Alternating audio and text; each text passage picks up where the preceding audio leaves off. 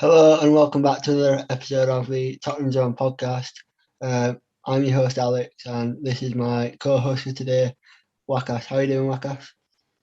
I'm good. Good man. And later on in the show, later on in the podcast, we might have another special guest, the Tottenham feed as well for the second half of the podcast. So they'll be joining us. But today's podcast is going to be about. Sorry, so quick. Going to be about the signing of Romero from Atalanta for about £42 million. We'll talk a little bit about the Chelsea game that happened on Wednesday night, the 2-2 draw, and we'll talk about a little bit about the Arsenal game coming up tomorrow afternoon, and then we'll talk, if we've got time, a little bit about potential couple of deals that might get done this week before we start a new season. So, without further ado, let's just kick off. Should we start with Chelsea or should we start with Romero? What do you think, Wakas? Um, okay. Let's just start with the Chelsea game, I guess. Okay, Chelsea. All right. So, yeah, we'll speak a bit about the Chelsea game. Pre-season friendly at Stamford Bridge, 2-2. We were 2-0 down and we got back to 2-all. Really good performance from us in the second half. First half was rubbish, quite frankly. We were walked all over. We were rubbish. We didn't create anything barely. Chelsea were just absolutely on top of us. Hakim Ziyech was unreal in that first half. But second half, when Chelsea started to make changes, we started to get back into the game. Goals from Lucas Moura, deflected shot, and Steven Bergwijn equaliser. Got us a draw in that game at Stamford Bridge. So yeah, I just wanted to. What did you think about the game, Lucas? Particularly in the second half, because the first half were a bit rubbish. The second half. Yes. The first half, we really lacked like the end product. We could see that. We we desperately need a Harry Kane in that team. It was really disappointing. Firstly, the defense was horrible. Yeah, okay. And the attack was actually quite disappointing. Lucas Moura was the one that unfortunately gave the ball away to Hakim Ziyech, who scored the first goal. And and same thing with Steven Bergwijn. Ali. It was overall like a really disappointing first half, and yeah, it was. But the second half, I thought we were really good. Like I said in the intro, we were really good. A lot more attacking. We probably should have won the game. To be fair, I know it's only a pre-season friendly, but we actually should have won that game because I don't know if you remember, but Matt Doherty stepped inside and Marcus Alonso flipped him, and it should have been a penalty. That were at 2-0 down, so that should be a penalty. And then Ben Davies had a shot cleared off the line as well, so that probably should go in as well. Could not clear it off the line, so that's another goal. And we had multiple chances, including a Song chance where the defender blocked it pretty much on the goal line. I can't think who it was. Yeah. But yeah, yeah. I don't think we just wanted to touch on that closely. I don't really think there's much else to say about that game. Good right back, showed a lot of good character. It's quite cliche, but showed a lot of good character in the team to come back. Yeah. So yeah. On to signing of Cuti Romero from Atalanta. Well, so before we talk on to Romero, do you want to talk about Golini's debut? Or yeah, we can talk about Golini's debut. Yeah, I actually thought along with Oliver Skip that Golini was probably the best player on the pitch. I mean, Golini probably was the best player on the pitch. He was man of the match. Yeah, he was brilliant. A number of great saves, including one from I can't think who it was now. Or Kennedy, I think, that had the shot. Yeah. And Golini got down to his left hand side and saved it in the bottom corner. He made a couple of number of other saves as well. Just a really solid performance. Caught things well. He looked commanding. Yeah, I definitely think he could be a really good option. Well, he could be good going forward as Lloris's successor. It won't be an option. It'll be like he will be the man to take Lloris's place. So, yeah, I think we're in safe hands. No pun intended. Yeah. We're in safe hands for a lot of years because the guy's only 26 as well. So, for a goalkeeper that's young, so he's got plenty of years Yep. still left in him. Left in his career, should I say? And Yeah. I think it was a really promising debut for him. What did you think? Yeah, he looked really, really confident, I guess. I think it was like, I know people might like, because on paper, if you haven't watched the game, you could have thought that that he didn't have a great debut as he conceded 2 goals, but it wasn't the case. It was the defense that was really disappointing. I think that he deserved a clean sheet. He looked very confident at the back, and yeah, those 2 clinical finishes from Hakim Ziyech, I think was the case. But I think that he definitely deserves a clean sheet. He was really confident, which is something that we really missed last season. So that's good. Yeah, I think Lloris will probably do one more season, and then he's got a year left on his contract, so I think he'll depart at the end of the season, this season, and then Golini will take over next season. But yeah, good start from him, and I expect to see him play in the Conference League and the Cup competitions probably. So nice one. So on to another Atalanta signing. Yesterday it was confirmed, finally, Wacas. Christian Romero is a Tottenham Hotspur player after a lot of negotiations basically. But it's finally confirmed, holding the shirt up. He looks fantastic. I think he's going to be an absolutely phenomenal signing. I just think he's the man we've been missing at the back, a proper elite centre back. He's 23. Yep. He's got years ahead of him to develop and improve. He's won the Copa America. He finished runner-up in the Copa Italia. Played in the Champions League. He finished, I think, third. Were it third, second, third? I think he was second. Second in Serie A. Yeah, sorry, yeah, second in Serie A. Yeah, behind Inter Milan. And he was a huge part of why they finished second. He was unreal for Atalanta in probably his breakout season, I'd say. He played in the Copa America final. Argentina kept a clean sheet in that game against Brazil. It was phenomenal. And he's our player. So I think that's a fantastic signing. I think he's the. I heard Alice Gold say, but I think he's the game changer at the back that we need, and I really think he is. But I think, can I just say, if we don't get a partner for Romero, I think it's a little bit disappointing because I'm not saying we need somebody as good as Romero because there's not many centre backs out there that are, but somebody to partner him like Sven Botman or maybe not Lacroix because he's probably off limits, but maybe like Milenkovic if he don't go to West Ham, or a good centre back to partner him basically. I don't know what you think. What are your thoughts on that? Yeah, and he's such a good signing. And I guess that's just gonna bring a complete new look into our defense for next season. So it's just a question.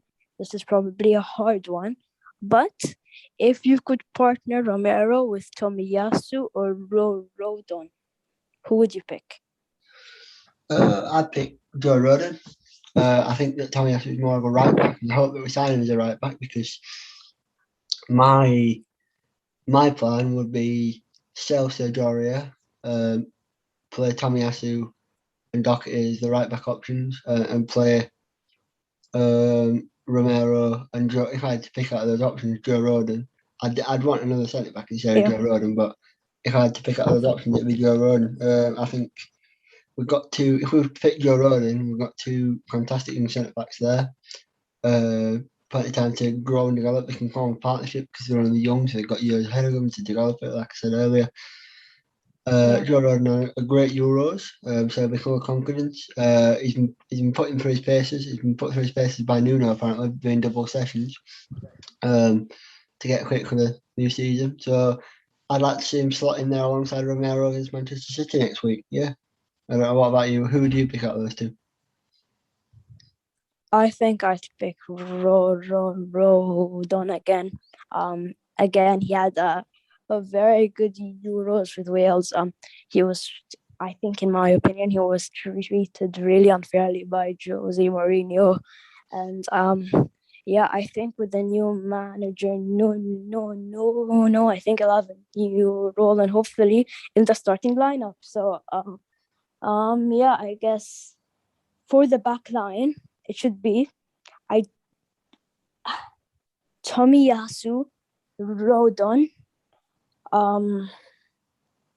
I'd also pick next to Rodon Romero as usual, and as the left back. And on the left, this is when it gets tricky because you'd either pick an out of form Sergio Reguilon or Sessegnon. I don't know who I'd pick, but for now, I think I'll pick Reguilon, but it's good that we have backup, something that we lacked last season. So yeah, I think it's very good that we have backup in our back line, and that should end up doing wonders.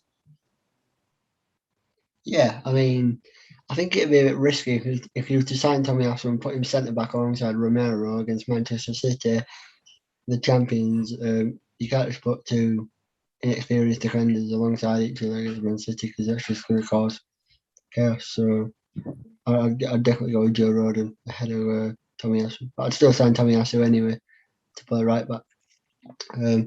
So yeah, that's the back line sorted. I mean, speaking of games, high profile games, it's not really a high profile game, I suppose, but it is in a way. Arsenal tomorrow. Tomorrow afternoon. Is it tomorrow afternoon? Is that the kickoff? Or is it evening? It's 5 p.m. for me, so I guess it is gonna be like afternoon, lunchtime ish for you guys. So yeah. It's Okay. expected to be rainy then. Let's Yeah. just hope that doesn't affect everything else. There should be a lot of fans as well. It should be really interesting to see how much fans are in the stadium tomorrow. If it's going to be like half or like full capacity, I'm not quite sure, but it should be interesting. Yeah. It'll be all our fans as well, so there's no Arsenal fans in the ground, so it'll just be all our fans making noise, which is fantastic. I don't know if you watched the Community Shield final today, well, Community Shield game today, but yeah, I've watched it. The Leicester and Manchester City game, Leicester won, but the fans, just it looked so good to our fans back, and the atmosphere they created was fantastic. So hopefully tomorrow and going into the new season, we can recreate that as well in our stadium. So yeah, just because it's a friendly, it's still an Auckland and Derby, so I still expect the same amount of Don't fans say. we would do in the league. Yeah.